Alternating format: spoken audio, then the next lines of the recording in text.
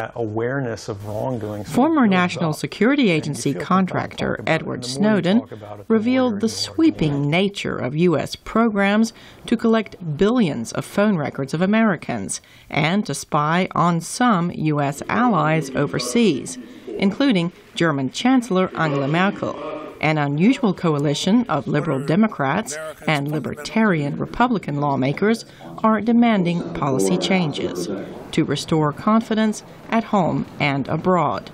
Republican Representative Cynthia Loomis. I do think it's done damage to the United States abroad. I would like to see a more rational basis for collecting that kind of data.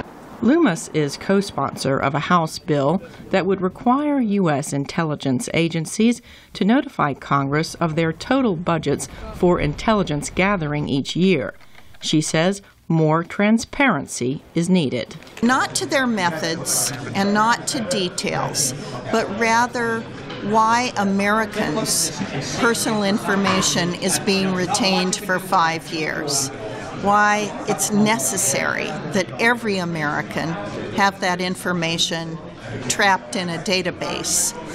Some lawmakers have concluded that the massive phone records program is not valuable enough to national security to justify the intrusion on Americans' privacy. Democratic Senator Patrick Leahy. We're really having a debate about what are Americans' fundamental relationship with their own government. The government exists for Americans, not the other way around.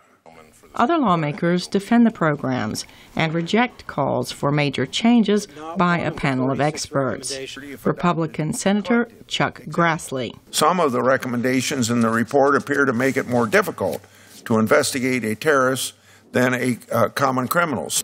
Other lawmakers express concern that some terrorist attacks have succeeded, including the Boston Marathon bombing last year, despite the massive surveillance. Republican Senator Ted Cruz said he thinks many Americans would prefer more scrutiny on what he called bad guys. People that we have reason to suspect may be planning a terrorist attack, and far more protection for law-abiding citizens who have committed no transgressions. Privacy advocates say Congress needs to take responsibility for reining in surveillance. Leslie Harris is the president of the Center for Democracy and Technology. Congress is the place that we have democratic debates about what the right balance ought to be between security and liberty. And to be honest, since 9/11, it has been very difficult to have those debates.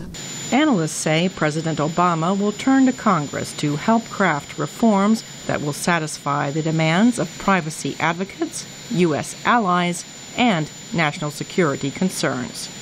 Cindy Sain, VOA News on Capitol Hill.